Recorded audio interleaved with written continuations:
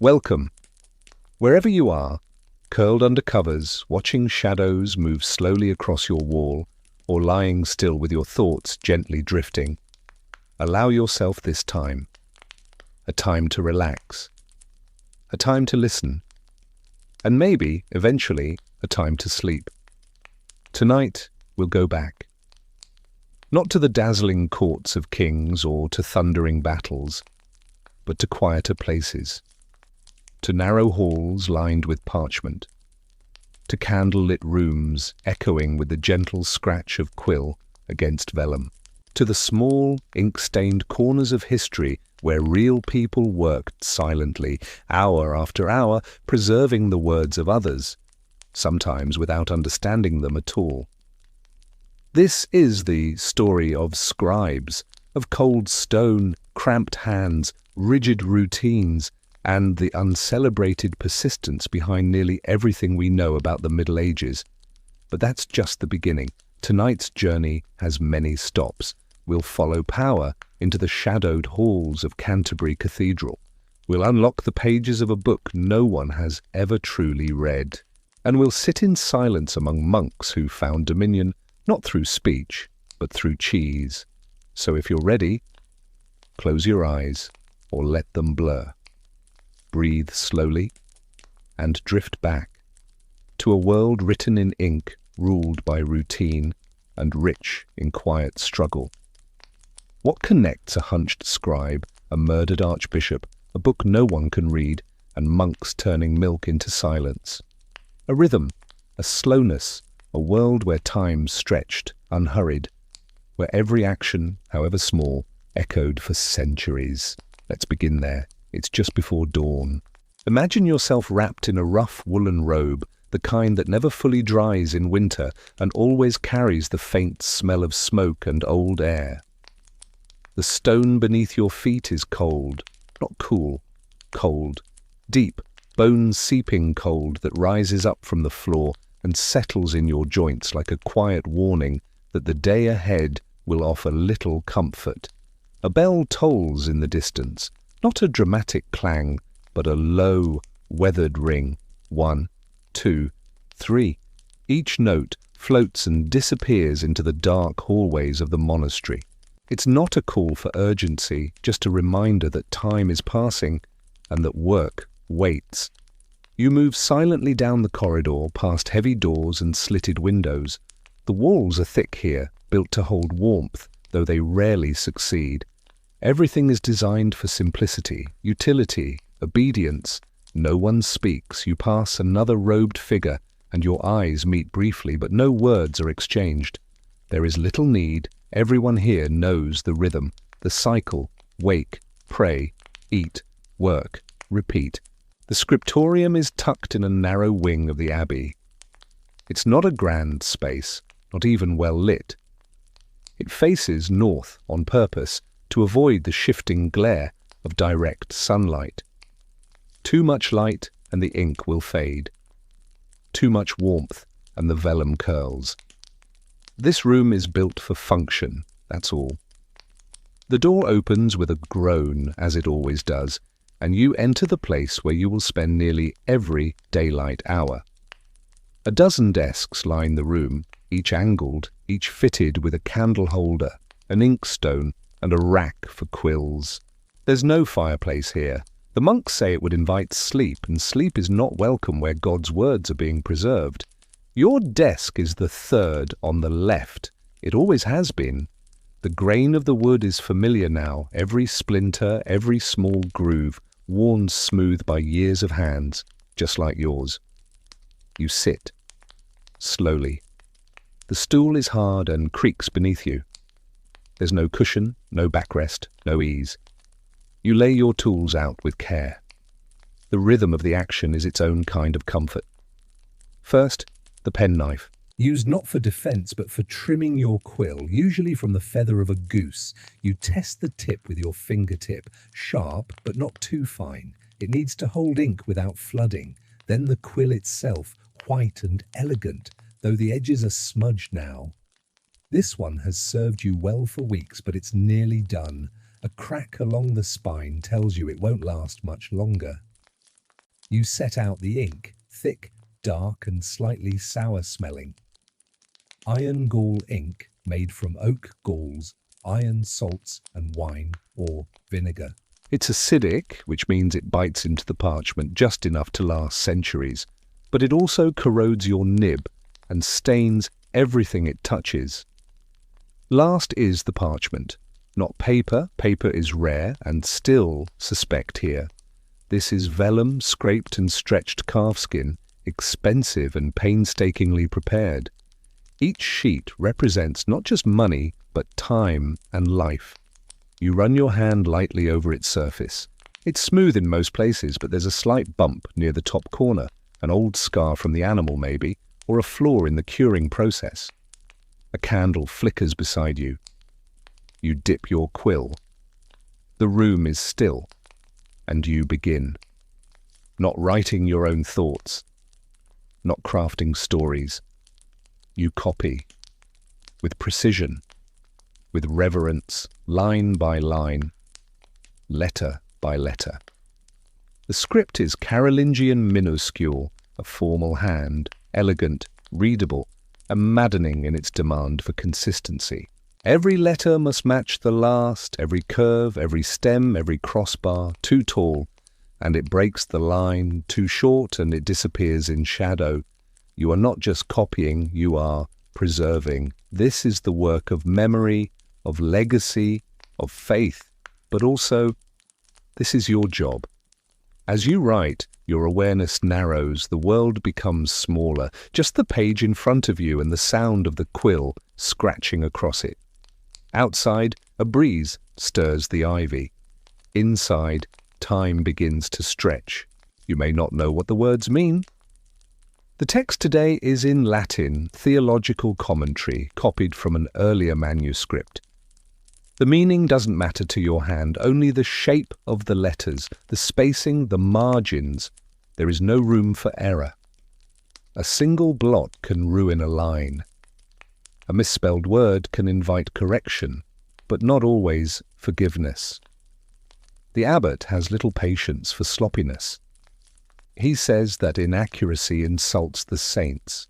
Your left hand holds a small knife, used not just to trim the quill, but to gently scrape away any ink mistakes if you catch them fast enough. The blade must be sharp, the touch delicate, and even if the error disappears, the ghost of it often remains. A shadow, a faint abrasion in the skin of the page, a whisper of human fallibility. And so you move carefully, patiently. Your body aches, but your mind stays steady. There is peace in this rhythm, even as it drains you. Around you, others write in silence. Some murmur softly as they form each letter, a technique taught to improve focus. One of them taps his pen 3 times before each paragraph, a habit or perhaps a prayer. At midday the bell will ring again.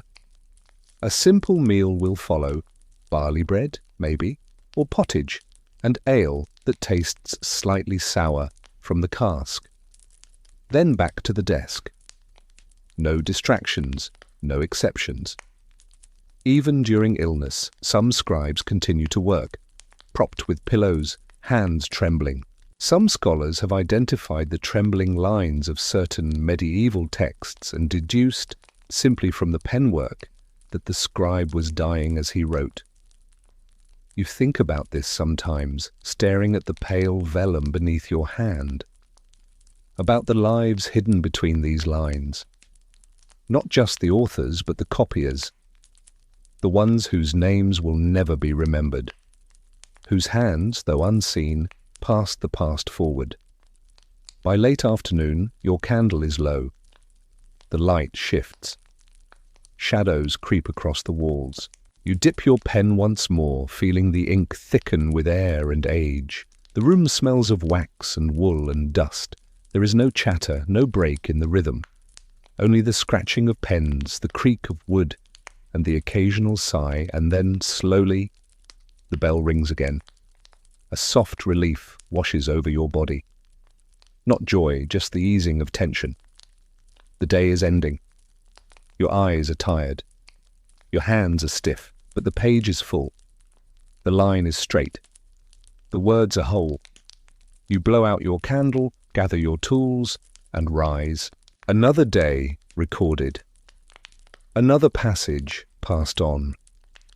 Another silent link in the chain of memory, stretched across centuries. You leave the scriptorium in silence, and the cold greets you once again. You wake the next morning, with your hands already aching. It's as if your body remembers the posture before your mind even re-enters it. The soreness begins in the fingers, coils around the wrist, and tightens across your shoulders like a weighted shawl. There's little you can do to avoid it. The scribe's body is a quiet battleground, never bloodied, never loud, but constantly worn down. Before you can write, you must first prepare. The page doesn't come ready, it never does. The parchment, often calfskin, sometimes sheepskin, arrives in stiff sheets, off-white or cream, sometimes still carrying the faint memory of the animal's life. A hair follicle here, a slight scar there. You start with the pumice stone, gently roughing the surface to make it take the ink more evenly. You rub in tight circles, always mindful not to thin the skin too much. A tear would mean starting over. Again. Next comes ruling. You take a straight edge, usually made of bone or wood, and begin the process of inscribing guidelines into the parchment. These aren't drawn with ink, but pressed lightly into the skin with a stylus, just deep enough to guide the quill, not deep enough to remain visible after the writing is done. And here begins the paradox of your work. Every mark you make must be permanent, but every preparation must be invisible. As the day unfolds, so does your discomfort. It starts with posture. There is no ideal way to sit at a medieval desk. Some scribes sit hunched forward, legs tucked under, eyes close to the page. Others kneel or sit sideways, turning slightly to relieve the weight on their spine. None of it helps for long. There are no ergonomic designs, no padded chairs. The workstations are purely functional, raised, slanted desks with a lip to keep the parchment in place and a ledge to hold your inkwell and knife. If your feet go numb from sitting, you ignore it. If your hip locks from the cold, you stretch as best you can, but you do not stop. You dip the quill again. Not too deeply, the ink must cling, not drip. You learn to twist the feather gently after dipping to shake off the excess. Then the hand moves to the page and the writing begins again and again and again. The style is rigid, formal. You're not writing for beauty or speed, but for clarity. The Carolingian hand, the Gothic script, or the insular style, each has rules. Each demands uniformity. The repetition is exhausting. It's not the kind that taxes the lungs or the muscles, but the spirit. You must remain focused not just for minutes, but for hours. A wandering mind leads to miswritten words. A moment of inattention can lead to a fatal blot. Worse still is the skipped line, a mistake some scribes make after copying 2 pages, only to realize they've repeated a section or left one out entirely. Some days your ink behaves, other days it clots at the nib or bleeds on the parchment. Humidity affects it. So does the wind. So does your own breathing. And still, you copy. One letter, then another, then another. The sound of your own pen becomes a kind of clock, a rhythm that carries you forward. You begin to know the feel of the words before you even read them. You can anticipate the shapes. The A that flows into M. The way D must be pinched. The ornate tail of the G. Your fingers cramp midway through the first column. You pause, flexing your hand beneath the desk. You press your thumb into the center of your palm, massaging the muscle until it releases. You've seen older scribes whose hands shake by afternoon, their knuckles swollen, fingers bent unnaturally. You wonder if your own hands will look like that in 20 years. 10, maybe? When the quill dulls, you reach for your knife again. Carefully, you shave away a thin sliver from the tip, restoring the clean point. You blow gently to remove the feather dust, then back to the ink, back to the page. Your eyes begin to blur by midday. The candlelight flickers and your vision swims. You've been staring at the same small set of lines for hours. Latin words, unfamiliar but repetitive, start to blend. You begin to hear them in your head as a kind of chant. In principio erat verbum, over and over, like a tide lapping the shore. And still the work goes on. When meals come, they are brief and unceremonious. Bread, cheese, thin broth, perhaps a few lentils if they've been soaked long enough. You eat in silence. Sometimes a brother reads scripture aloud while you chew. There is no laughter, no conversation. This is not a place for joy. It is a place for focus, for humility, for routine. You return to your desk where the cold has crept back into the wood. Your bench feels harder now. Your legs are slow to move. The page before you is half done. There are still hours to go. You resume your labor. Sometimes you are assigned illuminations, not writing, but decoration. Gold leaf, colored pigment, delicate borders. It sounds glamorous, but it is simply more work. Gold is delicate, difficult to apply. The paint is made from crushed minerals, malachite, lapis lazuli, cinnabar, mixed with egg white or gum arabic. Each color comes with its own quirks, its own texture. Too much water and it bleeds, too little and it flakes. Some scribes love this part. You do not. It distracts from the rhythm. The brush moves differently than the pen, and the mistakes are harder to hide. You miss the simplicity of black ink. The worst days are those spent correcting another scribe's errors. A poorly made copy must sometimes be recopied, page by page, line by line. You're tasked with fixing what another ruined, and the frustration settles in your bones. You find yourself resenting the smudges, the crooked lines, the carelessness. You want to meet the person who did this. You want to ask what distracted them. Were they tired, sick, new to the work, or simply unskilled? But there is no answer. Only another page, another column, another letter to begin. Outside, the sun fades. You can see it only faintly through the narrow slits high on the wall. The shadows grow long, stretch across the room like soft reminders that the day is ending. You don't stop. Not yet. There's time for a few more lines. Your hand trembles now, just slightly. Enough that you pause between letters, letting it rest against the desk. The quill feels heavier, the page more fragile. Your mind slips and you forget where you left off. You scan the last line, find your place, begin again. You will not finish the page today. You know that now. The letters are uneven, the ink too light.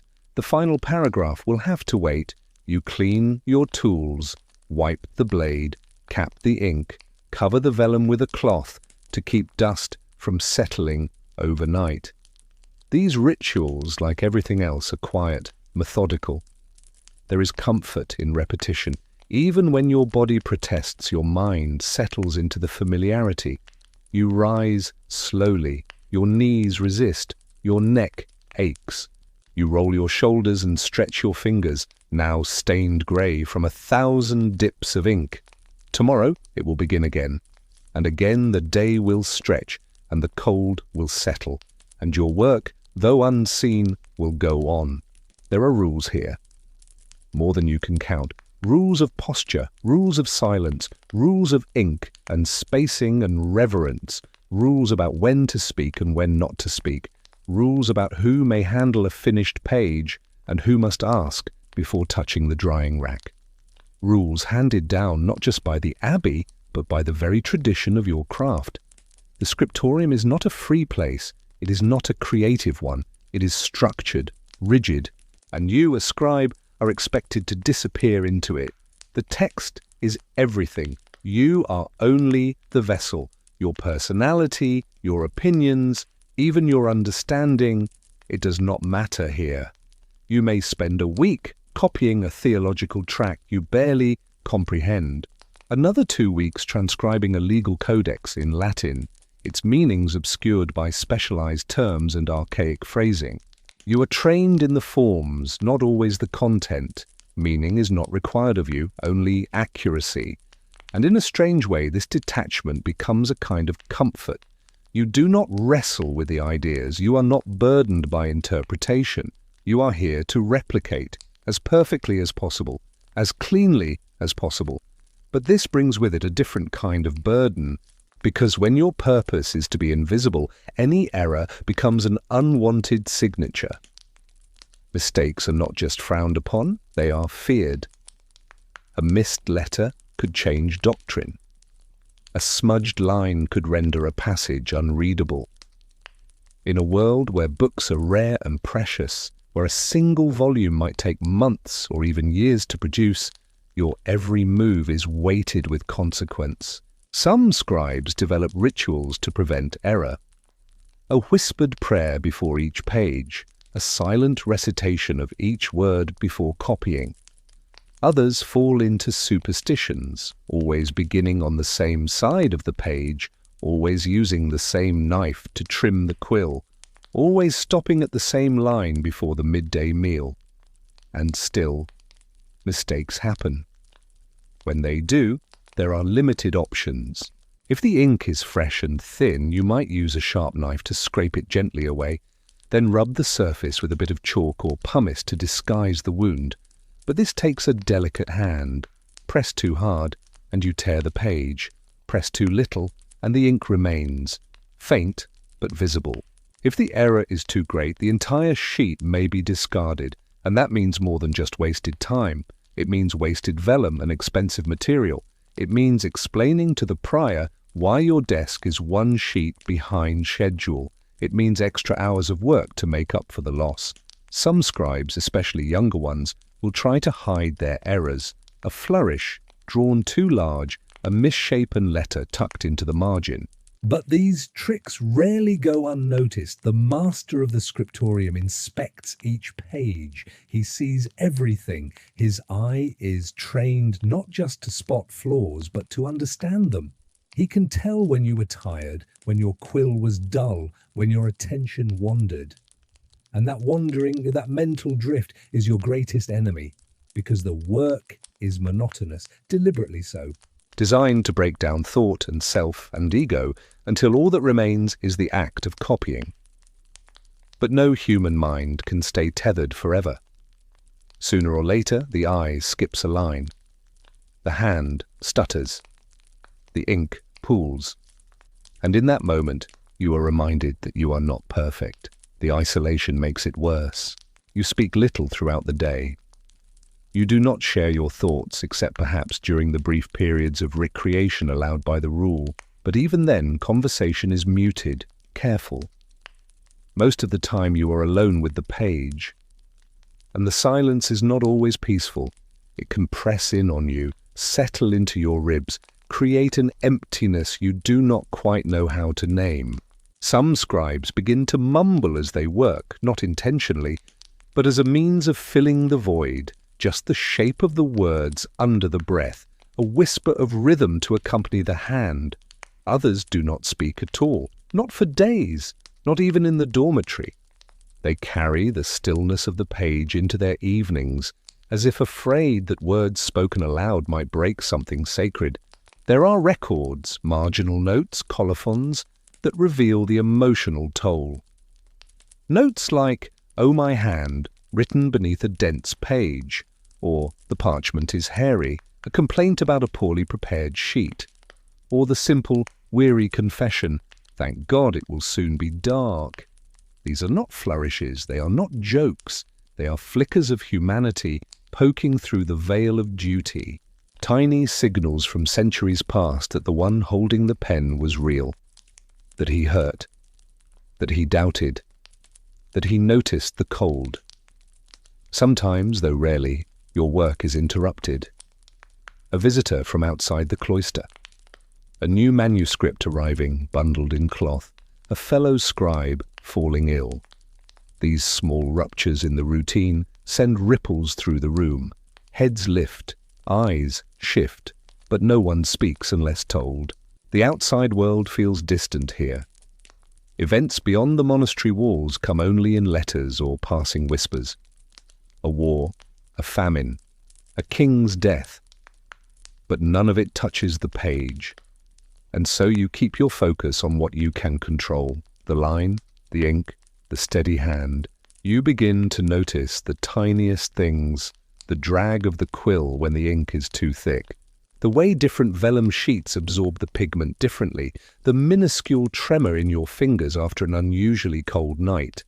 These are your companions now, these subtle variations, these private calibrations. This is your language. As years pass, your style becomes distinctive, though you never meant it to. The way your D leans slightly, the particular flick at the end of your R, the spacing you leave between lines, all of it creates a fingerprint invisible to most, but unmistakable to those who know what to look for. Scholars today can identify individual scribes from their handwriting, even if the scribe never signed his work. They call you Hand A or Scribe Beta. They track your output across libraries and continents. And in that distant recognition, there is a kind of comfort. You were seen, not in your own time perhaps, not by those around you. But centuries later, someone noticed. Still, in the moment, your work is anonymous. And that anonymity is its own kind of weight. You are not praised, not thanked. You are expected to continue, to endure, to correct yourself, to copy again and again until the page is full, until the book is done, until your hands no longer hold the knife steady, until your eyes blur not from ink fumes but from age. And even then, there is always more to copy. The scribe's life is one of silence and repetition. But between those endless lines of text, between the prayers, the philosophy, the laws, the copied scriptures, there are moments, small ones, brief, often hidden in the margins or buried at the end of a book. But they are there, and they remind us that even within the strictest routines, even under discipline and devotion and aching hands, humanity finds a way to speak. You're writing late. The room is dark, except for the steady yellow glow of a stubby candle. Others have already stopped for the night, but you want to finish this page, just this one. The last paragraph bends slightly at the bottom, the margin thinner than it should be. But you don't mind, it will pass inspection, you're tired. But there's a kind of quiet satisfaction in that. And before you blow out the candle, you do something that's rarely allowed. You add a note. Not a big one, just a line, a thought, tucked beneath the final words. You scratch it lightly, not wanting to press too hard. This book was finished in the coldest month of the year. My fingers are stiff and my ink is thick. May God forgive the errors. You sit back, not smiling exactly, but feeling a kind of still pride. This line is not for the abbot, not for the reader. It's for you, a mark of your presence in a world that rarely acknowledges your name. These quiet insertions called colophons were rare, but they happened. They survive in manuscripts now kept in museums and libraries, and in them we hear the voices of real people. One scribe wrote, "Here ends the book, thank God, and may I never be asked to copy it again." Another simply noted, "This is the end. I am very tired." Some colophons are devout, others are weary, a few are even playful. But all of them remind us that behind the perfect balanced lettering was a hand, and behind that hand a person, and the margins. Oh, the margins. In the wide spaces around the main text, spaces technically reserved for commentary or gloss, scribes sometimes left traces of themselves, not always in words, often in drawings, tiny, strange, sometimes absurd. You've seen them before, perhaps you've added one yourself, late in the day, when your mind began to wander. A cat licking its paw, a rabbit riding a snail, a monk asleep at his desk, his pen still in hand, a dragon curling around a capital letter, a man playing bagpipes made of an animal's bladder. Some of these images are symbolic, others no one truly knows. They may have been jokes, they may have been complaints, they may have been moments of boredom or rebellion or simply joy. In a world where expression was limited, the margin became a space of quiet freedom. There are even cases where one scribe would leave a note in the margin and another would answer, sometimes months later, sometimes years. One might write, "The weather is foul today," and beneath it another adds, "It was the same last week." Tiny dialogues across time, invisible conversations. Occasionally you are allowed to decorate the manuscript. Not write words, but illuminate them. Capital letters in blue and red, interlaced with vines or small beasts. Initials shaped like fish, or birds, or faces. Each one begins with a plan, measured spacing, guiding lines, colour swatches, but often evolves mid-stroke. A swirl here, a dot there. The flourish grows, and in that growth, something almost like playfulness. One letter becomes a face, another sprouts leaves, a third curls so tightly it loops around and touches itself. This part of the work feels different, not easier. Illumination takes a steady hand and intense focus, but looser somehow, less confining, like breathing through the tip of a brush instead of holding your breath over the point of a quill. Not all manuscripts are illuminated, most are plain, but when the chance arises, you take it. Not because it brings you closer to God or even to the reader, but because it lets you remember that you are more than a tool. You are still capable of creating, even if only in the corners. And then finally, the manuscript ends, the last page is finished. The ink dries, the parchment is stacked and sewn. The book is bound in leather, often by another's hand, though sometimes you assist. The cover smells like tannin, deep and earthy. You hold the finished volume in your hands. Thick, weighty, whole. It will sit on a shelf in the monastery or travel to another abbey or be gifted to a patron. You may never see it again, but your work remains. And though your name is not written on the spine, your presence lives in every line, every looped E, every carefully spaced word, every pause where the quill hovered above the page, waiting for your hand to stop shaking. That is how you exist here. Quietly, permanently. Centuries later, someone will open the book. Maybe a scholar, maybe a monk, maybe a curator in a library with glass walls and fluorescent lights. They'll marvel at the page, admire the symmetry, comment on the elegance of the hand, the clarity of the Latin, the precision of the ruling. They won't know your name. But perhaps if they look closely, beneath the last line or in the margin, they'll see something else. A face smiling oddly from the tail of a dragon, a brief note about the weather, a line that reads simply, "Pray for the scribe." And even if they don't, you remember, you were here, you wrote. Let's go back to a city not quite yet powerful, not quite yet quiet. London in the early 1100s was a place of stone walls and muddy streets, thick fog, and the slow clang of hooves on uneven roads. And somewhere in this city a child is born, not to a noble family, not to a royal bloodline, but to a merchant, a cloth seller, comfortable enough to afford shoes and schooling, but never expected to raise a bishop, let alone a saint. The child's name is Thomas Becket. He grows up near the Church of St. Mary, within earshot of bells.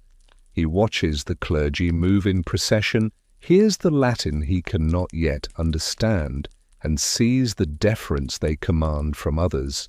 It leaves an impression, but his world is smaller than theirs, shaped by trade, apprenticeships, and practical ambition. He is educated, yes. That alone sets him apart from many of his peers. He learns Latin, enough to read the scriptures. He studies in London, then possibly in Paris. For a time, he works in the household of a wealthy financier. Not as a servant, but as a young man with potential. He observes, learns, watches how power is traded quietly between words and gold. It is not a glamorous life, not yet, but it is steady and upward-facing. Eventually, he catches the attention of Theobald of Bec, the Archbishop of Canterbury. Theobald is a serious man, deeply respected in both the church and the court, and he sees something in Thomas, a sharp mind, a certain grace in conversation, and perhaps a hunger for more. Becket enters his service as a clerk. He organizes documents, travels on missions, handles legal affairs. He is efficient, diplomatic, loyal. Theobald sends him to study canon law in Bologna and Auxerre, places where church doctrine and legal thinking entwine like vines over marble columns. Thomas absorbs it all, not just the teachings, but the tone of authority, the rhythm of control dressed in calm language. By the time he returns to England, he is more than just a clerk. He is becoming a figure of influence. And in 1154, a decision is made that changes everything. King Henry II, newly on the throne and eager to assert order across his lands, needs a chancellor, a trusted advisor who can manage royal documents, oversee diplomacy, and carry out the king's will. Theobald recommends Becket. It seems almost absurd at first. Thomas Becket, the merchant's son, ascending to one of the highest offices in the kingdom, but Henry likes him immediately. The two men form a bond that surprises the court. Becket is nearly a decade older, but their conversations flow. Both are sharp, well-read, and ambitious. Henry is bold, impatient, and iron-willed. Thomas, clever, poised, and unafraid to challenge ideas, but always with tact. As Chancellor, Becket thrives. He manages royal charters with efficiency. He oversees land disputes. He acts as envoy, negotiator, and even military planner. He becomes the face of the king's will in matters large and small. But this is not a cloistered, monkish official. Becket, contrary to the man he would later become, lives well. He wears fine clothes, silk-lined robes, jewel-fastened cloaks. His horses are well-bred, his shoes polished. He hosts feasts with music and laughter. When he rides, he does not shuffle behind in humility. He leads, cloaked like a noble, flanked by men in his colours. He enjoys falconry, lavish banquets. He even shares hunting expeditions with Henry himself. The court watches with raised brows, a clergyman living like a knight, a man of law, galloping like a prince. But the king sees no issue. Becket gets results, and if he enjoys a bit of pageantry, well, perhaps it suits the image of a strong chancellor. There is, of course, another reason for Henry's satisfaction. Becket does not merely serve the crown, he counters the church. In a time when the Church of Rome holds enormous power, able to levy taxes, intervene in disputes, and even block royal decrees, having a loyal chancellor with church credentials is a king's dream. When priests object to royal policies, Becket reminds them of loyalty. When bishops hesitate to fund military campaigns, Becket ensures the gold arrives anyway. He is, in every sense, the king's man. And so in 1162, when the Archbishop of Canterbury dies, Henry sees an opportunity. Why not appoint Becket, a trusted friend? A man who understands both secular and spiritual power, a bridge between crown and cross. Becket hesitates. He tries gently to decline. He reminds Henry of what the role entails, that a bishop serves God before king, that spiritual leadership demands separation from state. But Henry insists. And Becket relents. He is ordained priest one day, consecrated as archbishop the next. The change is immediate and unexpected. Silks disappear. The feasts end. The hunting parties vanish. Becket trades the robes of a courtier for the simple garb of a servant of the church. He begins to fast, to pray alone for hours. He donates much of his wealth. He becomes, in the words of some observers, more monk than the monks.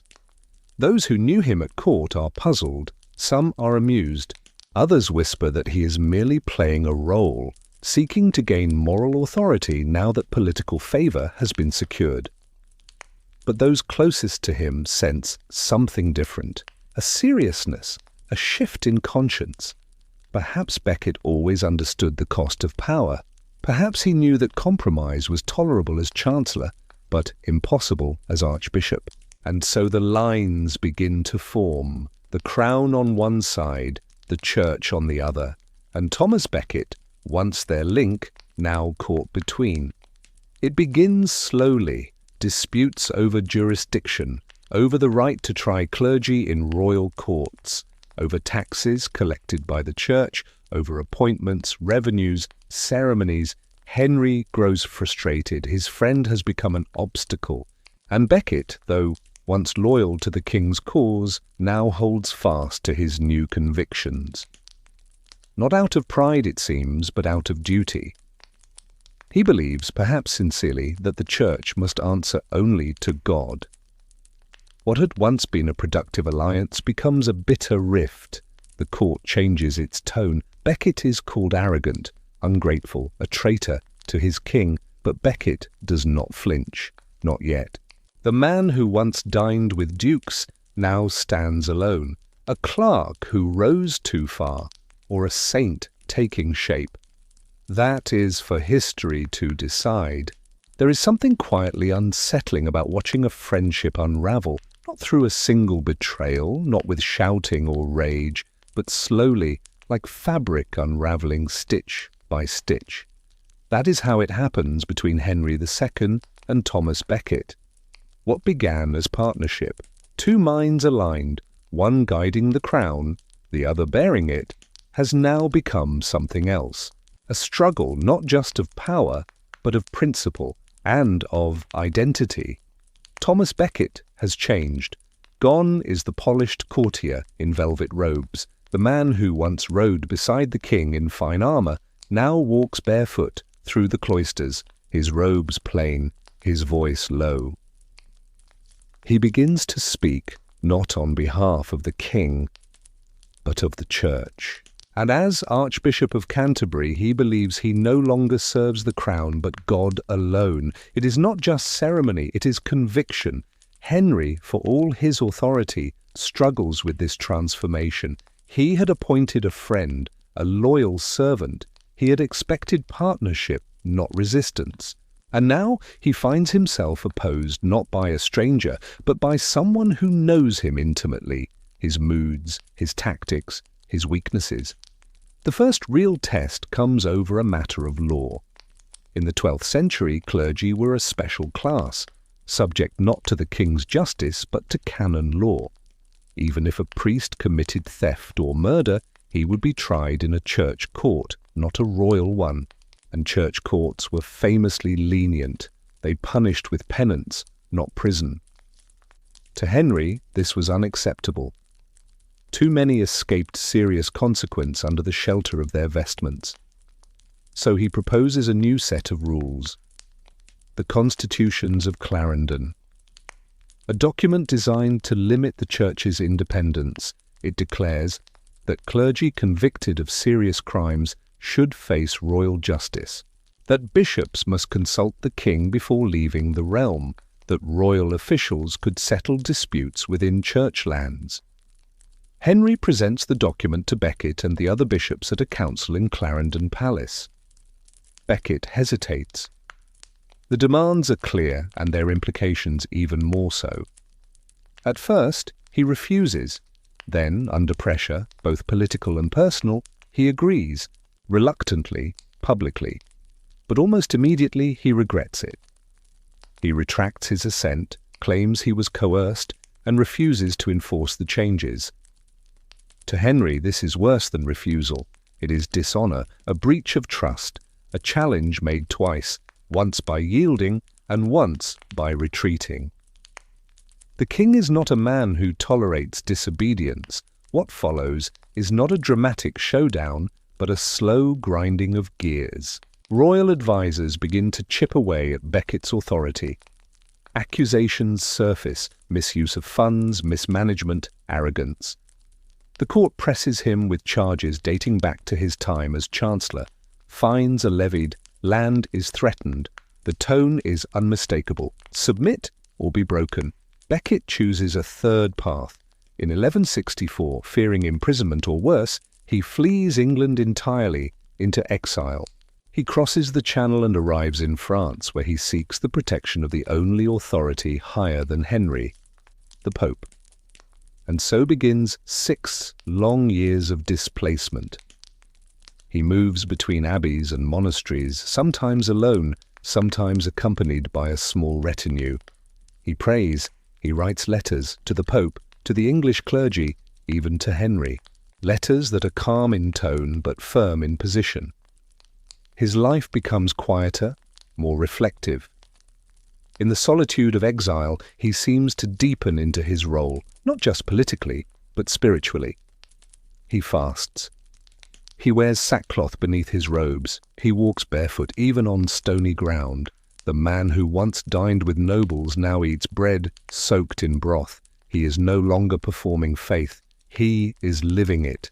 And yet, he does not surrender the fight. From abroad, Becket continues to resist Henry's demands. He refuses to recognize royal appointments. He excommunicates Henry's allies. He becomes not just a spiritual figure, but a symbol, a living challenge to the king's authority.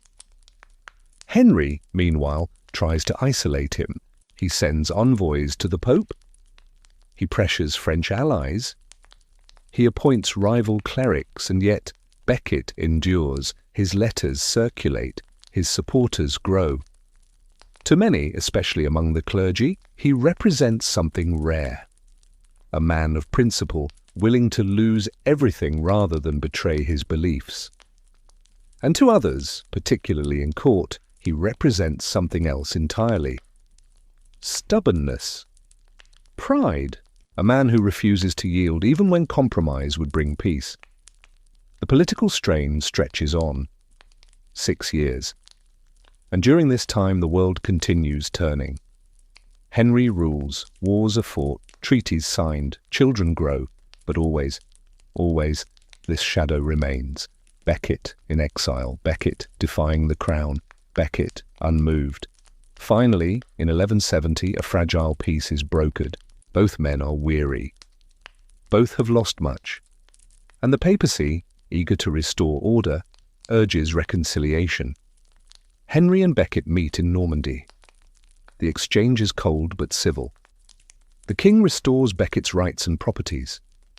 The archbishop agrees to return to Canterbury. There is no handshake, no warmth, just the barest agreement held together by necessity and political fatigue. And so after years abroad, Thomas Becket comes home. He arrives in England quietly, but the people notice. Crowds gather. Bells ring. For many, the return of the archbishop is a moment of restoration, a man of God returning to his flock. But under the surface, tensions still simmer. Becket wastes no time. He immediately excommunicates several bishops who had supported the king in his absence.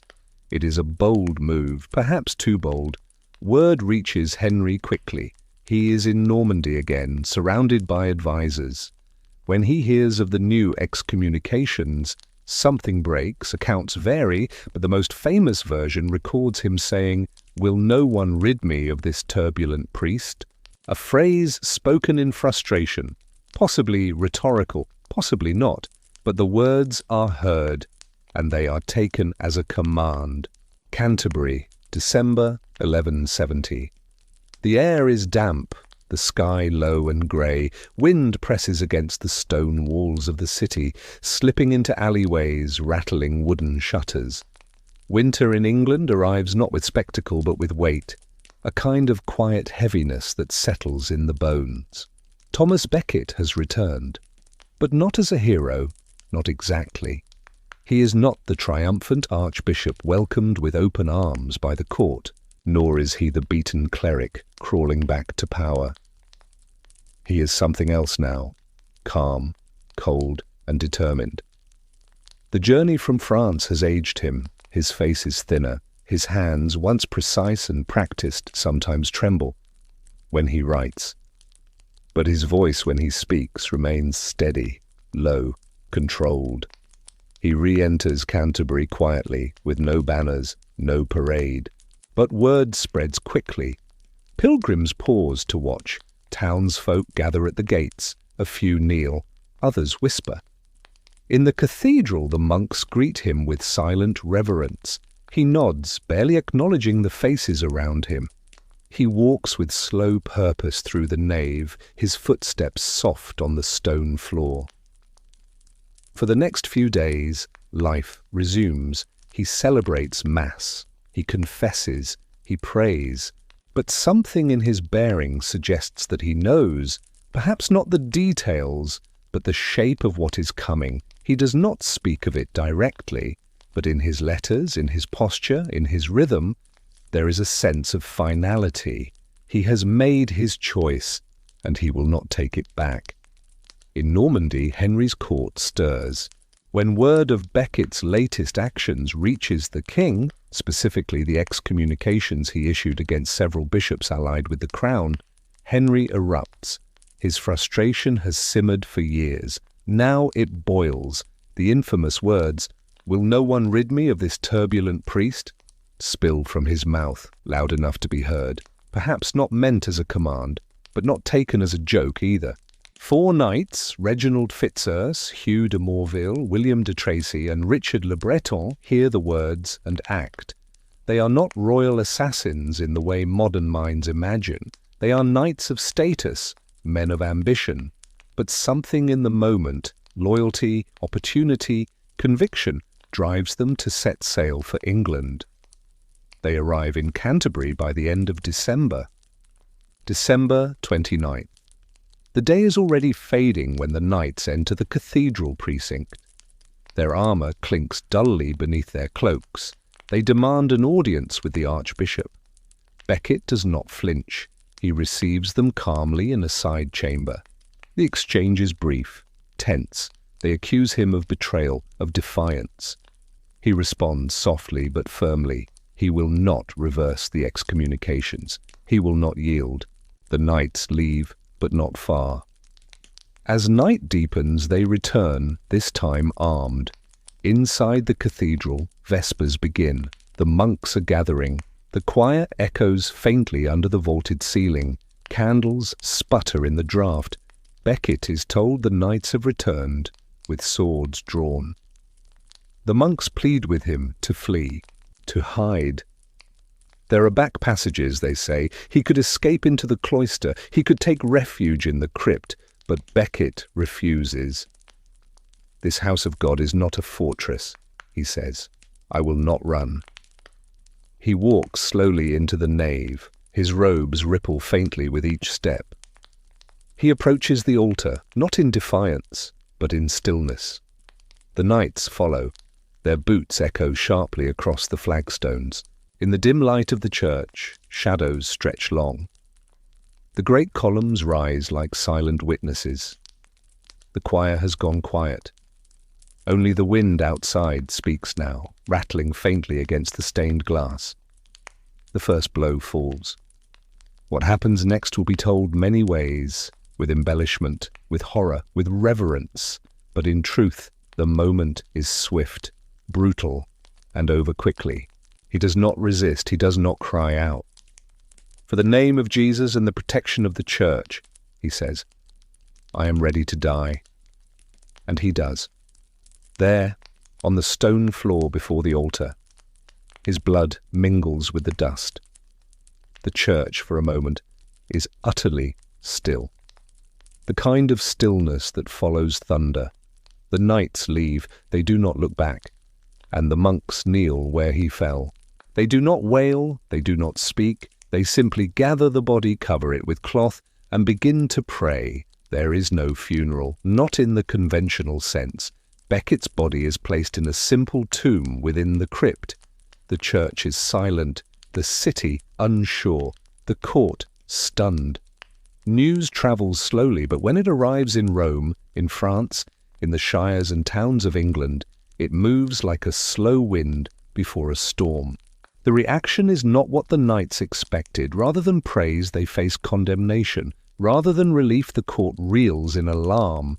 And Henry, though he does not weep, withdraws. He performs public penance. He walks barefoot through the streets of Canterbury years later, kneeling at the sight of Becket's death, stripped of his crown. It is an act, not of grief, but of necessity. The murder has become more than a tragedy. It has become a symbol. Thomas Becket, the clerk, who once dressed like a knight, is now seen as something else entirely, a martyr. He did not live as a saint. He did not pretend to be perfect, but he stood by his beliefs even when the weight of the crown pressed down upon him. His death does not feel like a victory, but it becomes a turning point. Within 3 years, the Pope canonizes him. Pilgrims begin to arrive at Canterbury, first in pairs, then in droves. They kneel where he fell, they touch the stones, they speak his name in prayer, and slowly stories of healing begin to spread. Miracles, lights in the sky, broken limbs restored, minds soothed. True or not, these tales feed a growing devotion. Becket becomes not just a saint, but a symbol of defiance against tyranny, of the power of conscience, of the quiet strength found in stillness. And the cathedral, once a quiet place of prayer, becomes something more, a shrine, a destination. Centuries will pass, monarchs will rise and fall, but the mark of that night remains. The place where he died is now worn smooth by centuries of feet. The name Becket, etched in glass and stone, floats across history not as a chancellor, not as a bishop, but as a man who refused to run, not with anger, not with arms, but with quiet certainty. The cathedral did not return to silence after Thomas Becket died. Not immediately, not ever, really. The echo of his murder lingered in the walls. The stones remembered. The altar remembered. And soon, so did the world beyond Canterbury. Within weeks, small groups of people began arriving. Peasants, craftsmen, even low-ranking clergy. They came not to mourn exactly, but to stand where he fell. They knelt at the spot, whispered prayers, touched the blood-darkened stones. It wasn't a spectacle at first, just a trickle, quiet, respectful, a search for presence. But as the months passed, that trickle became a stream. Word of miracles began to spread. A blind child claimed to see after touching the tomb. A soldier's leg, twisted from war, straightened after prayer. A mother swore her infant was saved from fever after laying a scrap of cloth on the saint's resting place. Were they real? Maybe, maybe not. But belief doesn't wait for evidence. And belief, deep, aching belief, moved like wind through England. In 1173, just 3 years after his death, Pope Alexander III canonized Thomas Becket. The former chancellor, the merchant's son, the turbulent priest, was now St. Thomas of Canterbury, and his tomb became a shrine. Pilgrims came from all over Europe. Some walked for weeks, others travelled by ship, crossing the channel with bundles of clothes and coins wrapped in wool. They brought offerings, candles, wax figures, carvings of hands and eyes and limbs to represent the ailments they hoped to heal. Canterbury became a destination, a place of reflection, of reverence, of quiet hope. The monks of the cathedral began to collect and record the miracles attributed to him. Over 700 were logged in the first decade alone. Each one carefully written down, preserved and read aloud. In time, his resting place was transformed into a grand shrine, ornate, gilded, glowing with gemstones and glass. It was not built to glorify wealth, but to house something that had come to mean more than gold: memory. The memory of a man who chose conscience over comfort, who bowed to no throne but his own sense of right. Even kings came to kneel. In 1174, Henry II, the very man whose anger had unleashed the swords, travelled to Canterbury.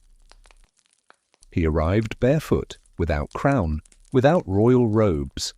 He walked through the streets, surrounded by monks chanting psalms, his feet bloodied by the stones. At the cathedral, he knelt before Becket's tomb and allowed himself to be scourged by the clergy, a ritual of penance, both public and humbling. It was not performative, not entirely. It was an act designed to quiet the fury that followed the murder, to restore order, to acknowledge that something irreversible had occurred. From that point on, Becket's image grew not smaller, but larger. He became England's first true saint of the Common Age, not a martyr from the ancient past, but a recent memory, fresh in the minds of all who had lived through the conflict. His name was invoked in sermons, carved into church walls, whispered in prayers. He became the subject of poetry and prose, the destination of oaths, the model of righteous defiance. But sainthood is rarely simple. In the years that followed, Becket's legacy became a mirror, reflecting what people needed most at any given time. To the poor, he was a protector, a man who understood suffering and stood up to power. To the clergy, he was a symbol of spiritual authority, a saint who refused to let the church be bent by kings.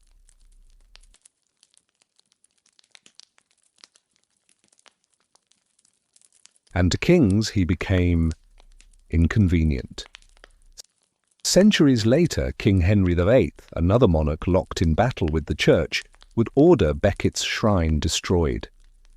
In 1538, during the English Reformation, the dazzling monument that had stood for hundreds of years was dismantled. The treasures were seized, the tomb desecrated. Becket's bones were scattered, lost to time. His name struck from the liturgical calendar. Even prayers in his honor were banned. But history has a quiet way of resisting erasure. Even without a body, even without a shrine, the memory endured. Quietly, and then more loudly. Centuries later, Becket's name returned to the calendar. His image restored in churches, his story retold in schools, on stage, in books. Today, there is no golden shrine in Canterbury. But there is still a place where he fell, marked not by grandeur, but by a single slab of stone, polished by footsteps, darkened by centuries of touch. People still kneel there, not because of miracles, not because of tradition, but because of something gentler, a kind of respect, a kind of stillness. Becket's story is not just one of death or resistance, it is a story of conviction,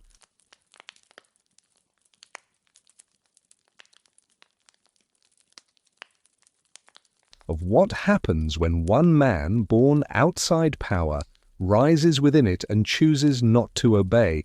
He did not carry a sword. He did not command armies. He did not raise a rebellion. He simply said no. And in that refusal, quietly delivered without rage or fire, he became more powerful than any decree. And maybe that's why his name lingers. Not because he won, not because he lived long, but because in a world of compromise he chose clarity and stood by it, even as the echo of footsteps approached behind him, even as the cathedral fell silent, even as the candlelight flickered across the cold stone. He did not run. It begins, as many quiet mysteries do, in a place filled with forgotten things. The year is 1912, the setting, a Jesuit college near Rome, a modest, aging villa with walls lined by shelves and shelves lined by books, many of them undisturbed for decades. Dust lies thick over the bindings. Sunlight filters in faintly through high, narrow windows. It smells of parchment, dry air, and the past. Wilfrid Voynich, a Polish book dealer with a taste for rare manuscripts, is visiting the collection. He's hunting for treasure, not gold, not jewels, but something rarer. Knowledge trapped in ink. Books long overlooked, texts left behind by time. He opens one volume after another, carefully flipping through brittle pages, gently tugging open covers, warped with age. And then he sees it. A strange manuscript bound in calfskin about the size of a modern textbook. No title on the spine, no author's name, no date. He opens it, and what he finds is not what he expects. The pages, more than 240 of them, are covered in dense writing, but not in Latin or Greek or any recognizable language. The script flows smoothly, written in a single hand, from left to right. Letters loop and curl. Some resemble our alphabet, an O here, a C there, but others look entirely invented. The text is clean, even, precise, but completely unreadable. Interspersed throughout are illustrations, intricate, surreal. There are plants, some clearly based on real species, but others that twist and bloom in impossible ways. Their roots curl like tendrils, their leaves spiral. They seem familiar at first, until you look again and realize you've never seen anything quite like them. There are diagrams, circles filled with symbols, charts that appear astrological, pages with stars and moons and suns labeled with more unreadable text. And then there are the women, nude. Dozens of them. Not erotic, not dramatic. They float, bathe, and stand in pools of water, greenish, bluish channels that run across pages like rivers in a dream. Sometimes they hold tubes, sometimes they stand inside strange structures. Their expressions are calm, blank, their meaning unclear. There are also jars, vessels drawn with care, some labelled, some connected to roots or lines. Pages filled with star shapes and clusters of short paragraphs. The writing never varies, the hand is always the same. Voynich does not understand it, no one does, but he knows at once this is not an ordinary manuscript. It feels like knowledge, but denies entry. It looks like a book, but speaks no known language. It is beautiful in its obscurity, and completely alone in the world. Voynich brings the book to London, then to America. He hopes to crack its code, to identify its origins, to make sense of its pages. He shows it to experts in cryptography, linguistics, and botany. He photographs it, sends pages to universities, appeals to libraries. No one can read a word. The manuscript becomes an object of fascination, a silent challenge. What kind of book is this? A herbal guide, but the plants do not exist. A scientific treatise, but the diagrams make no sense. A spiritual manual, but there are no prayers, no saints, no recognizable symbols of religion. And always the same question returns. What is this book trying to say? We call it the Voynich Manuscript, named for the man who found it. But the book is much older than him. Radiocarbon dating would later reveal that the vellum was made in the early 1400s, more than 500 years before Voynich ever opened it. The ink matches, the illustrations, while unusual, reflect medieval pigment styles. The book was real. It was not forged in modern times. It is not a 20th century hoax. It was made by someone long ago with deliberate effort, using real materials at great expense. But that's where certainty ends. We don't know where it was made, or by whom, or for what purpose. There are no other books like it, no earlier drafts, no similar scripts. no companion volumes to compare.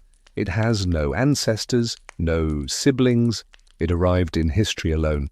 And in that solitude, it holds a strange kind of power. Many medieval books speak plainly, even when they're hard to read. Their words are meant to be understood, even if only by scholars, priests, or kings. But the Voynich Manuscript says nothing we can hear. It offers no translation, no guide, no table of contents. It is silent. And yet, it does not feel meaningless. There is something intentional in its construction. The writing follows patterns. The letters repeat in regular ways. The spacing, the punctuation, the paragraphing, all of it resembles real language. And the illustrations, for all their oddness, follow themes. Sections repeat stylistic choices. The structure suggests order, purpose. It feels like a book, but it is a book without a key. To hold it, even in facsimile, is to feel that paradox. The pages are soft with age. The ink faded but legible, the lines precise, the vellum still faintly translucent when held to light. And yet, for all its clarity, it offers no entry. It welcomes you into its world, only to leave you wandering. Perhaps that's why it has endured, not because it tells us something useful, but because it refuses to. Because, in a world where answers are always expected, this book offers only questions, softly, calmly, page after page. In the decades since its rediscovery, scholars and scientists have come to the manuscript with every tool available: pattern recognition, AI, statistical analysis, historical linguistics, even cryptographic models used in war. All have failed. There are patterns, but no key. There is rhythm, but no translation. Just a manuscript that continues to whisper without ever saying a word. And maybe that is enough. Let's turn the pages now, not with haste, but carefully. As if the parchment was soft as dried leaves. As if, by pausing just long enough, the shapes might reveal something. You open to the beginning. The first section greets you with plants. Full-page illustrations, each depicting a single specimen. Some are simple: root, stem, leaf, flower, like the familiar layout of a medieval herbal, but look closer and the details shift. The roots are shaped like hands, the leaves curl unnaturally, the petals bloom in asymmetry. Some plants look vaguely like ones you know: onions, thistles, lilies. But none are exact, none are labelled with names you recognize. Each one is accompanied by text, sentences, or perhaps instructions, written in looping script that you still can't read. The words wrap tightly around the image, dense and smooth. It's hard to tell where one idea ends and another begins. This is the herbal section, at least that's what scholars call it. A kind of botany, perhaps, or imagined biology. It covers dozens of pages, and every illustration is unique. You wonder, were these plants ever meant to be real? Or are they inventions of the mind, drawn from dreams, from memory, from a world that only the author could see? The style is careful but not artistic in the traditional sense. There is no shading, no attempt at perspective, just lines, colours and form, offering clarity without meaning. You turn another page. The leaves crinkle faintly. The next section changes tone. The plants disappear, and in their place, circles, dozens of them. Interlocking rings often filled with stars or suns, moons with human faces, constellations drawn in childlike points. This is often called the astronomical or cosmological section. The pages suggest diagrams, maps of movement perhaps, calendars, charts. One resembles a zodiac wheel with familiar signs: Pisces, Taurus, Sagittarius. But the surrounding text still offers no explanation. It is as unreadable here as it was before. Some pages seem to track phases of the moon, others contain elaborate rosettes, compass-like clusters of spokes and circles, each radiating from a central point. They resemble mandalas or clockwork, or perhaps neither.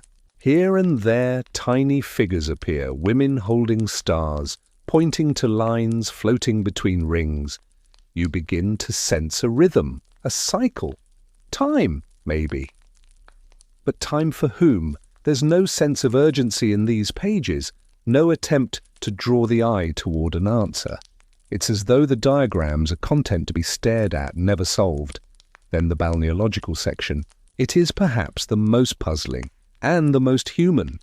These pages are filled with women, dozens, sometimes hundreds, drawn simply but carefully. Their bodies unclothed, their faces expressionless. They bathe in what look like tubs or basins, sometimes alone, sometimes in groups. The water flows between them, through pipes, channels and pools, rendered in light green-blue ink. There are no landscapes, no setting to place them, just a kind of floating world of curves and motion, as if the book has entered a dream of water and skin and motion. Some women hold stars, others touch rods or spheres, some are connected by tubes that twist like intestines. The channels they bathe in sometimes form closed loops, sometimes they pour from one page to the next. The meaning is elusive. Medical metaphors, a guide to treatments, a spiritual ritual, or simply a visualization of cycles, birth, renewal, rhythm. The mood is not lewd, not erotic. It feels clinical, peaceful, ritualistic even. You pause on one page. A circle of women stands in a ring, waist-deep in water, each looking to the center. The text curls around them like a chant. There is something oddly comforting here. Not clarity, but repetition, motion, order. Then comes the pharmaceutical section. It returns to the idea of plants, but now reduced to parts, roots, stems, seeds, disconnected and floating on the page, no longer whole. Beside each group of parts is a jar, dozens of them, drawn with care, cylinders with ornate stoppers, rounded flasks, wide-mouthed containers. No two are exactly the same. Are they medicine jars? Alchemical vessels? Inventory? Each page contains rows of small drawings, more symbolic than representational. They look like a ledger, but a ledger without a name, a key, or a number. Some scholars think this is where recipes were meant to begin, preparations for ointments, tinctures, perhaps even spells. Others think it's nonsense, an imitation of structure, a convincing shadow of a textbook. You turn the pages slowly. Each one feels like it almost makes sense, but never quite does.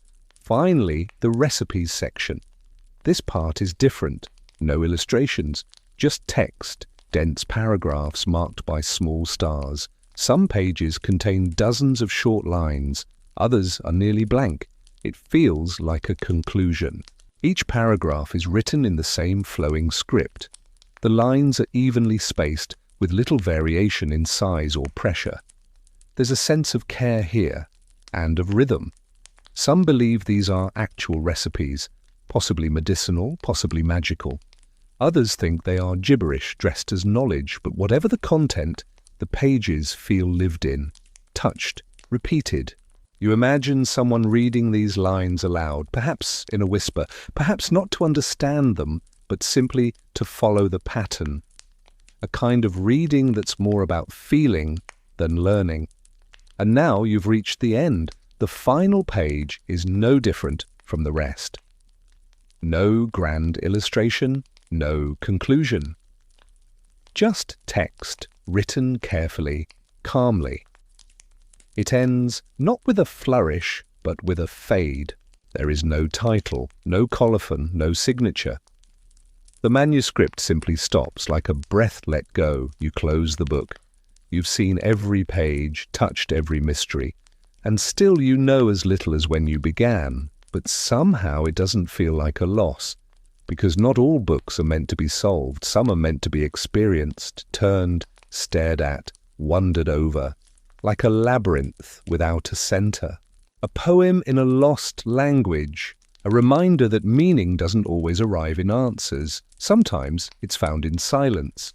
The Voynich Manuscript sits quietly in its case at the Becket Rare Book Library at Yale. It does not beg for attention.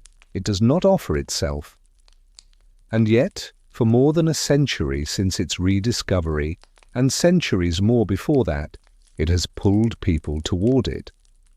Scholars, cryptographers, dreamers, all with the same question.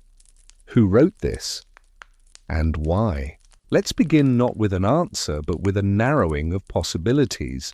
The vellum, the calfskin pages, has been radiocarbon dated to the early 15th century, around 1404 to 1438.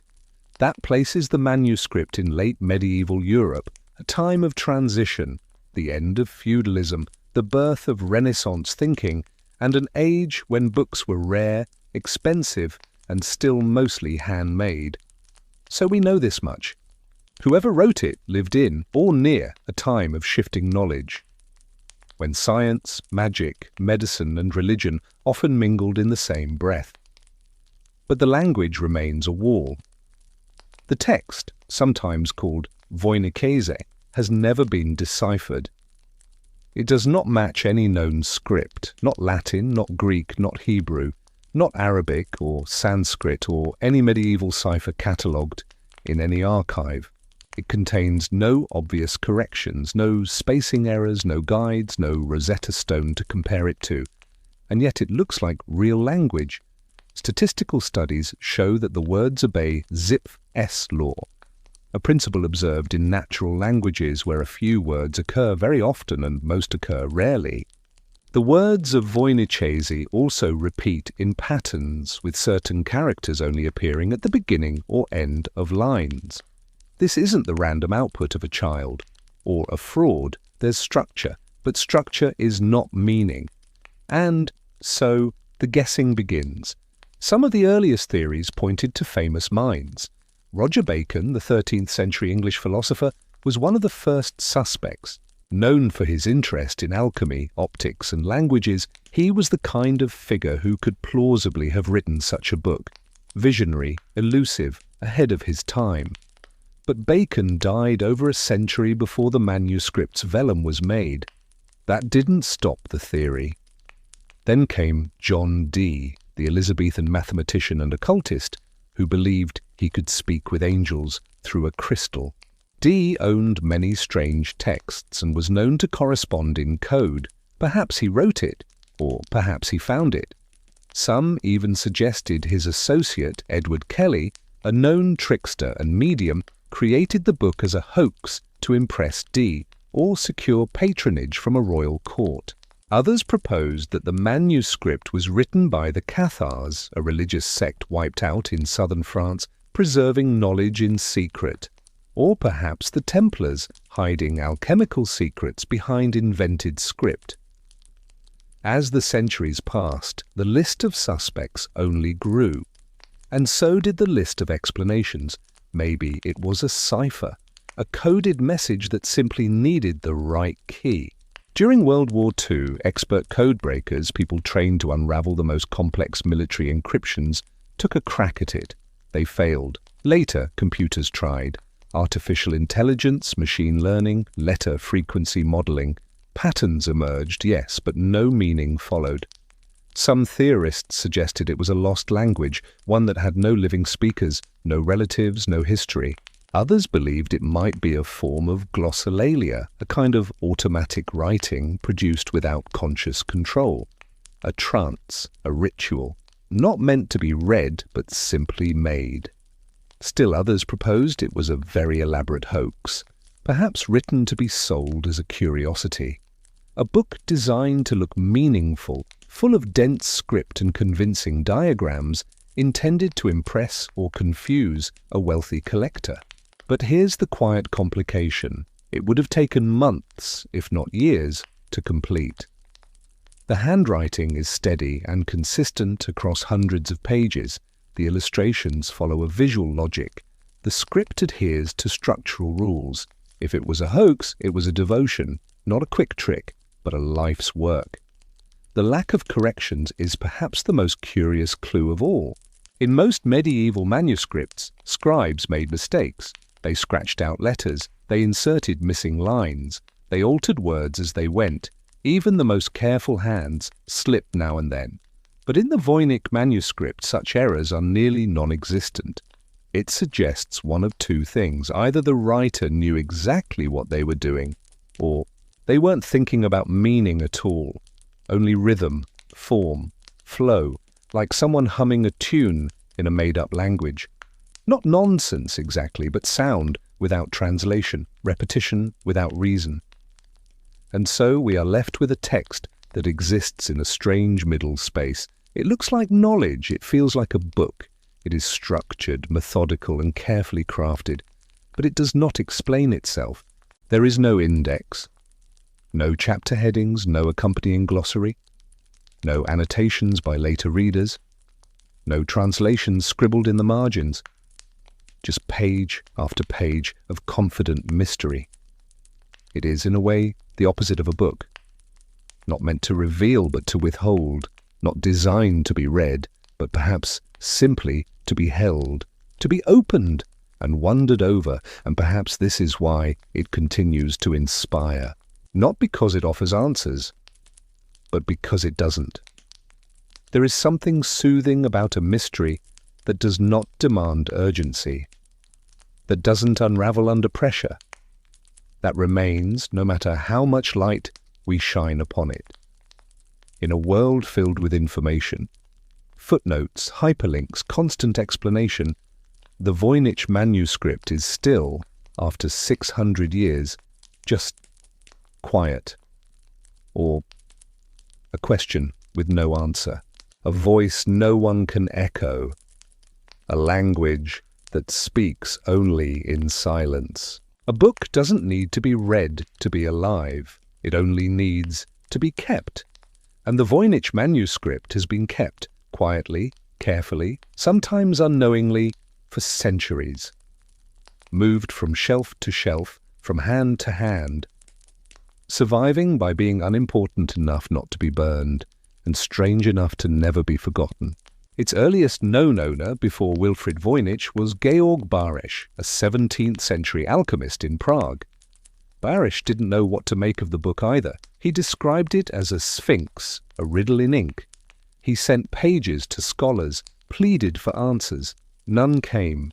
From Baresch it passed to Athanasius Kircher, a Jesuit scholar who believed he could read Egyptian hieroglyphs.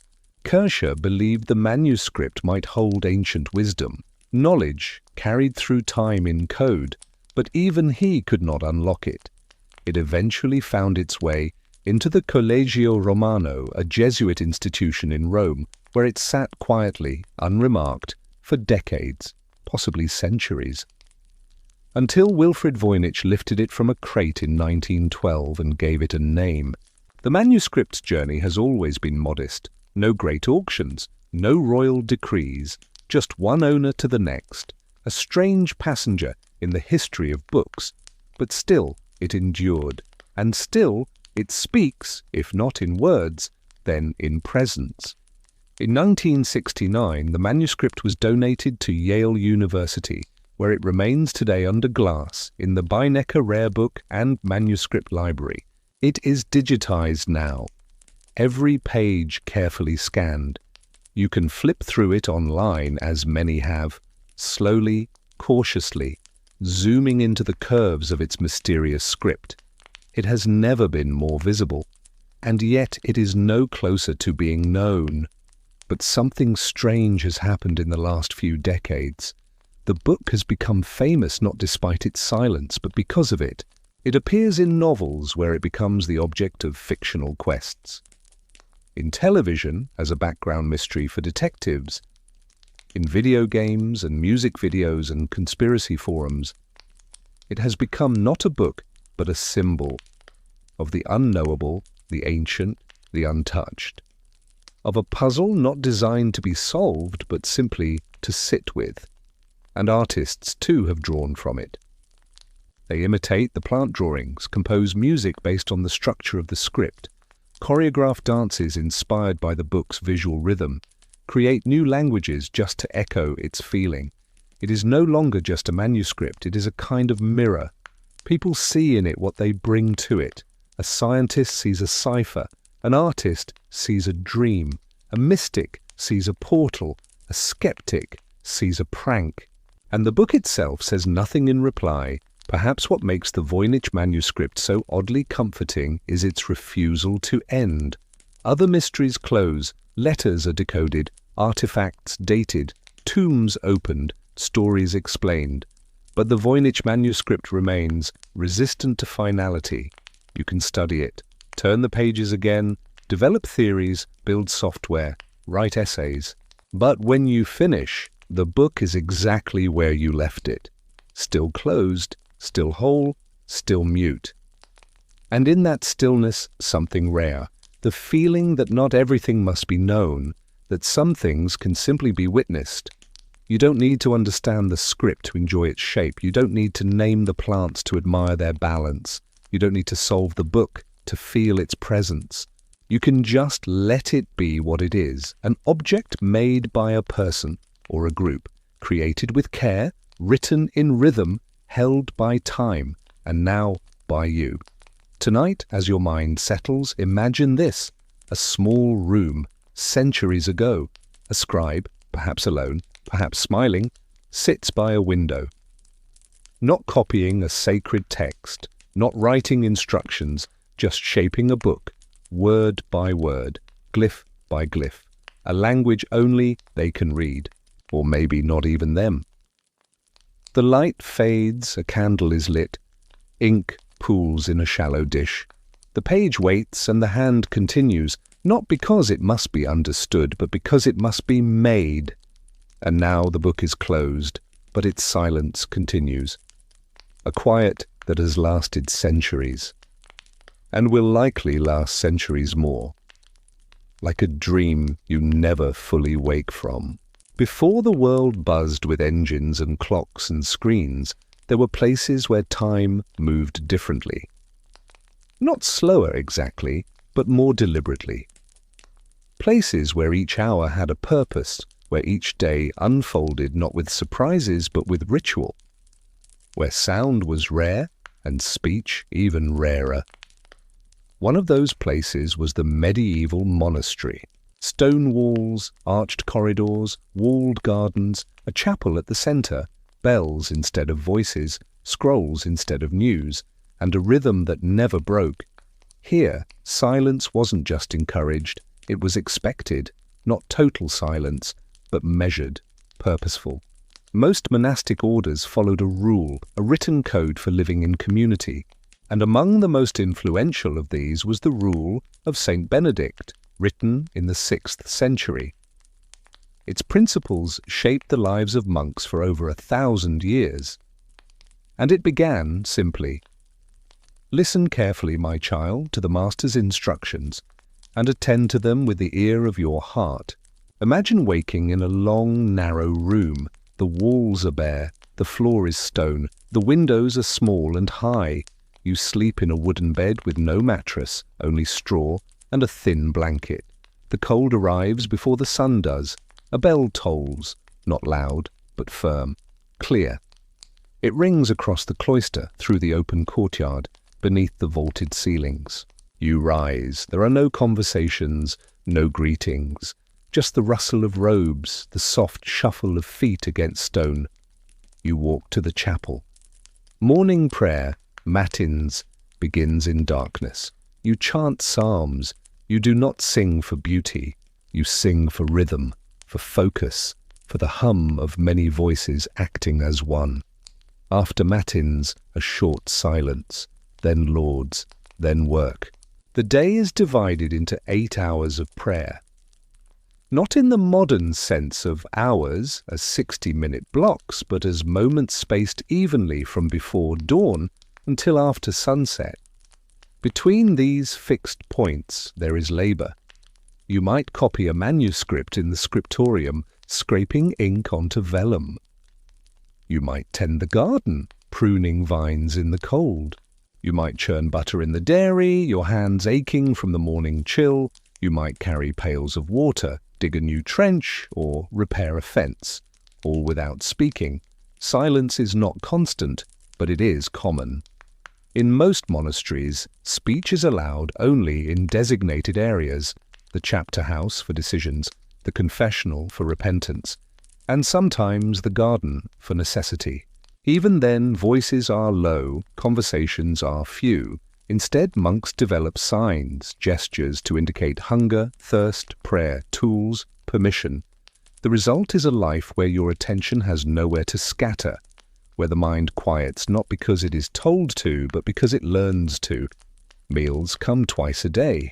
Simple usually, bread, cheese, vegetables, broth. Occasionally, fish. Rarely, meat. The food is plain, but made with care. Everything is grown or prepared within the abbey. Nothing is wasted.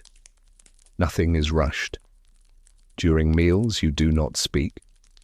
One monk reads aloud, scripture usually, or the life of a saint. The others eat in silence, the only sounds, the scrape of spoons, the occasional clink of pottery. Afterward, you return to your work, or to prayer, or to study. There are no errands, no appointments, no interruptions. The day flows like a river along a stone channel, never fast, but always moving. The environment reflects the rule. Stone corridors muffle footsteps. Heavy doors close gently. The architecture is modest but enduring. Arches that hold weight, walls that insulate, windows that filter light without glare. There are no mirrors, no personal belongings beyond necessity. Your robe is undyed wool, your shoes are plain leather. You own nothing, and yet everything you need is here. In the evening, the bell rings again. Vespers. Dusk chants, the lowering of the day, then Compline, the final prayer. A quiet closing. You return to your cell. You lie down.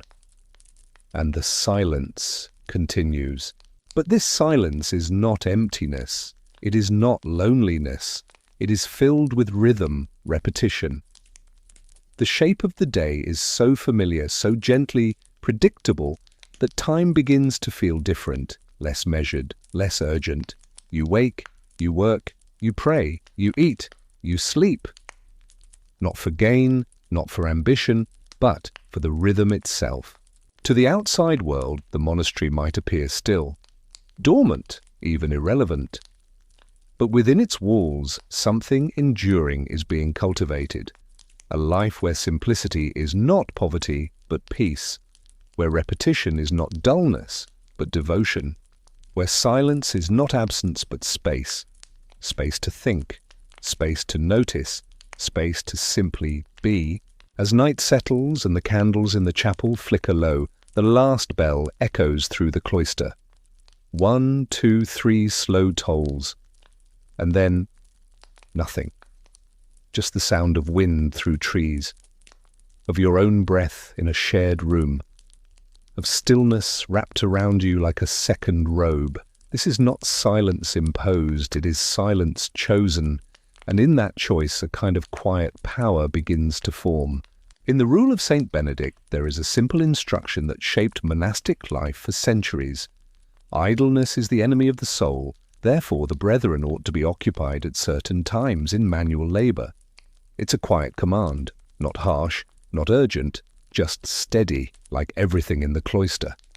And so monks worked, not for wealth, not for recognition, but because labour was prayer made physical. It was a discipline like silence, a path to humility through repetition.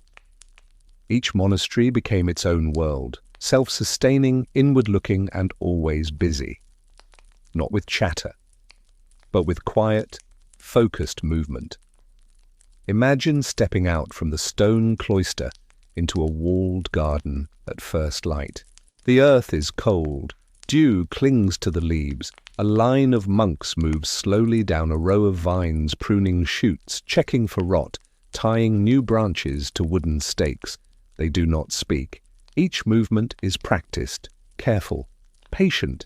Elsewhere, in the dairy, another monk stirs a heavy copper vat filled with warm milk. He adds rennet, an enzyme from a calf's stomach, then waits for the curd to form. This too is work. And prayer. The curds are cut, drained, pressed into moulds, and left to age on wooden shelves in a cool cellar. It is cheese, but not as a product or a business. It is simply the result of care, of following a process, of doing each small thing well, and over time something remarkable happens. The cheese becomes good, not just edible, not just sufficient, but exceptional. This was never the goal. The monks didn't set out to create gourmet food. Their goal was obedience, routine, service. But excellence has a way of emerging from discipline, from milking at the same hour in the same way every day, from measuring curds not by clock but by feel, from turning wheels of cheese not on schedule but by instinct. And so monasteries began to develop reputations, not just for piety but for quality. Trappist cheeses in Belgium, Abbaye de Tamier in France, Fontina in the Italian Alps, Reblochon from the monks of Haute-Savoie. Each was shaped by geography, by local cows, by the temperature of the cellars, by the patience of hands, and by silence. Because in that silence there is room for attention. But cheese was only one part of monastic labour. In some abbeys, monks brewed beer, slowly, carefully, using recipes refined over generations. Not to sell originally, but to nourish. Beer was considered a form of liquid bread. Especially during fasts, it sustained those who could not eat. Trappist beers like Chimay and Westvleteren remain famous today, not because monks advertised them, but because they quietly refined them. In other places, monks raised bees for wax and honey. They made ink, baked bread, cared for livestock, pressed oil from olives, ground flour from wheat, built furniture, crafted tools, copied books. Everything was done slowly. Not out of inefficiency, but out of respect for the task. There was no hurry in the cloister, no competition, no cutting corners. And when people outside the walls tasted these things or held them or saw them, they noticed not just the flavor, not just the workmanship, but the stillness behind it. Over time, monasteries began to trade. At first, only with nearby villages, exchanging cheese for salt, honey for cloth, ink for paper. But eventually word spread, and so did the goods. Monks who had no voice in the market became known by the products of their hands. Their cheese crossed mountains. Their beer crossed seas. Their tools were bought by nobles. Their books copied by kings. And yet, they remained silent. No slogans, no brands, no ambition, just the quiet work of many hands following the same rhythm day after day. There's a kind of peace in this.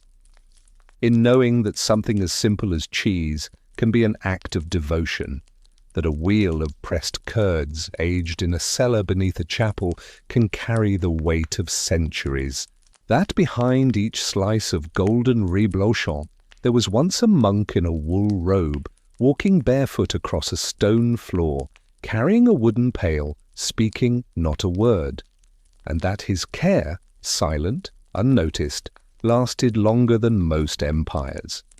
To this day, many monastic communities still make cheese. They rise early, milk the cows, heat the curds, mould, press, salt, turn, wait, not for profit, not for fame, but because it is right. Because it fills the day with purpose, because it serves.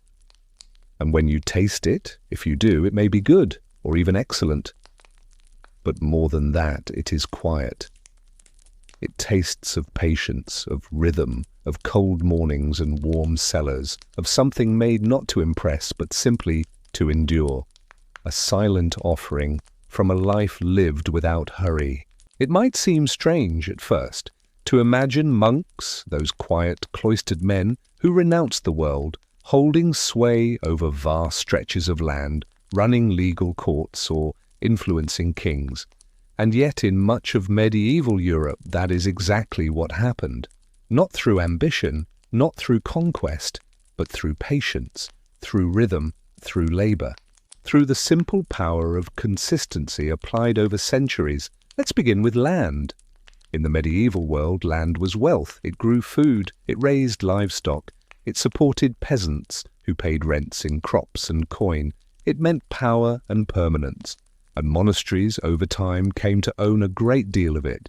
Much of it was given by nobles, by kings, by the pious rich who hoped to trade gold for prayers. A donation to a monastery was thought to help one's soul, to ensure remembrance long after death. And so land changed hands, not in war, but through parchment and wax seals.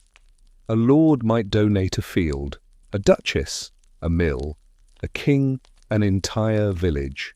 Sometimes land was granted in gratitude for healing, sometimes in exchange for hosting relics, sometimes for no reason other than faith. And the monks accepted, quietly, humbly. Then they tilled it, worked it, maintained it, and never gave it back. Some abbeys became enormous. Cluny Abbey in France, founded in 910, grew to oversee hundreds of dependent priories. It held land across multiple kingdoms. Its monks lived in silence, but its abbot wielded political power comparable to a bishop.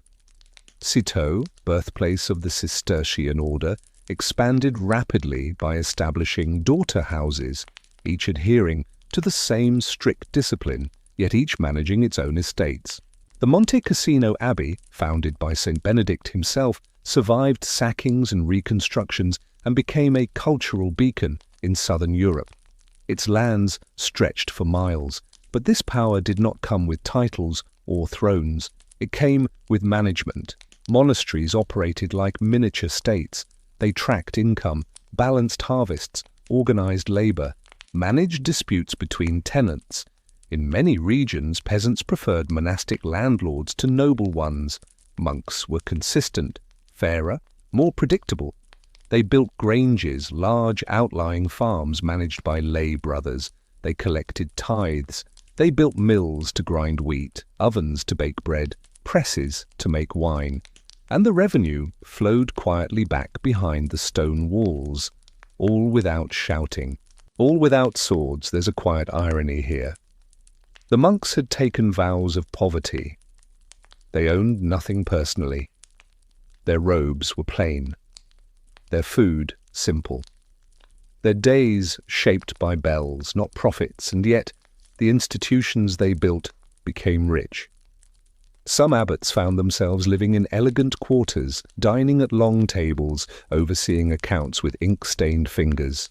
Their monasteries hosted kings, signed treaties, funded crusades. Still the rhythm continued. Still the bells rang. Still the cheese was turned by hand in a dark cellar once each day. Not all orders embraced this wealth. Some, like the Cistercians, deliberately sought remote, difficult places, valleys, swamps, forests, where the land required effort and the reward came slowly. They stripped away ornament, rejected gold, ate in silence, wore undyed robes, and still the wealth came, because stability over time breeds influence. If a monastery exists for 10 years, it is a curiosity. If it lasts for 50, it becomes respected. If it survives 100, people start to listen. And if it endures for 500, it becomes a pillar. So what did they do with this power? Often they gave. Monasteries ran hospitals, guest houses, and schools. They preserved knowledge, copying texts by candlelight. They advanced farming techniques. They experimented with medicine. They offered shelter during wars, bread during famines. They did not announce this loudly. They simply continued, page after page, prayer after prayer, wheel after wheel of cheese, year after year. There were tensions, of course. Critics accused monks of hypocrisy, preaching poverty while managing wealth. Reformers, even within the church, sought to reduce monastic holdings. Governments in later centuries would seize their lands, suppress their orders, sell off their libraries, and yet many communities endured by changing, by shrinking, by remembering what the silence was for. Today the power is mostly gone. The lands have returned to the world. The books now live in libraries. The beer is sold in shops, but a few abbeys remain. Still silent, still farming, still praying, not seeking power, but quietly reminding us of the kind they once held, not through dominance, but through discipline, not through noise, but through stillness. When you walk the stone paths of a surviving abbey today, you may not hear much. There are no market bells, no commands, no sermons echoing through crowded squares, just birdsong, wind, the shuffle of soft-soled shoes over stone, worn smooth by centuries of passage. The monks are still there, not many and not everywhere, but in corners of France, of Belgium, of Austria, Italy and Japan, they remain. The rhythms are smaller now. The dairy might be run by 3 men instead of 30. The scriptorium replaced by a computer terminal. The bell is automated, but the essence holds. Silence, repetition, simplicity. A pace of life unchanged, even as the world outside shifted into something unrecognizable. Monastic power has faded, of course. The lands were seized in waves by kings, by revolutionaries, by parliaments. Libraries were scattered, relics sold, monasteries repurposed as schools, prisons, hospitals, barracks. And yet, the idea endured because monasticism was never about empire. It was about orientation, turning away from noise, toward contemplation, away from ambition, toward humility. You do not need land for that, or wealth. Or even cheese. Just intention and time. And today that intention still exists. In the quiet hum of a Trappist brewery, in the slow curing of a washed rind cheese on a wooden shelf, in the morning chant rising through a chapel's cold air, in the hands folding robes, mopping floors, sorting lentils, copying psalms, even when few are watching, even when no one is. There is comfort in that. A kind of proof that not all things must chase relevance, that value can exist without attention, that life can be full even when empty of noise. Some visitors describe stepping into a cloister as stepping out of time. There are no screens, no ticking clocks, no pressure to be somewhere else, only bells, calling, marking time, not like alarms or reminders, but like anchors, holding the day in place. Perhaps that is why the legacy still resonates, even with those who are not religious. The idea that there can be a place where the day belongs to itself, where labor is not for profit, where food is not rushed, where silence is not awkward, where repetition is not punishment, where stillness is not stagnation, but a choice. Tonight, as your own day slows, you might imagine such a place. A garden tucked behind a wall, vines climbing a stone arch, a low door, a bell tower above, inside, a kitchen warm with steam, a cellar lined with wooden shelves, a chapel quiet even in candlelight, and monks moving slowly, saying nothing, doing only what needs to be done. Not perfectly, not magically, just differently.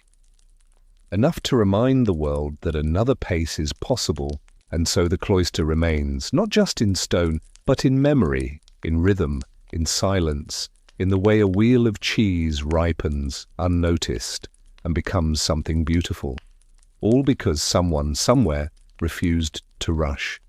The bells are softer now, fewer, older, but they still ring, and if you close your eyes and listen, you may hear them calling not for you to wake, but gently to sleep.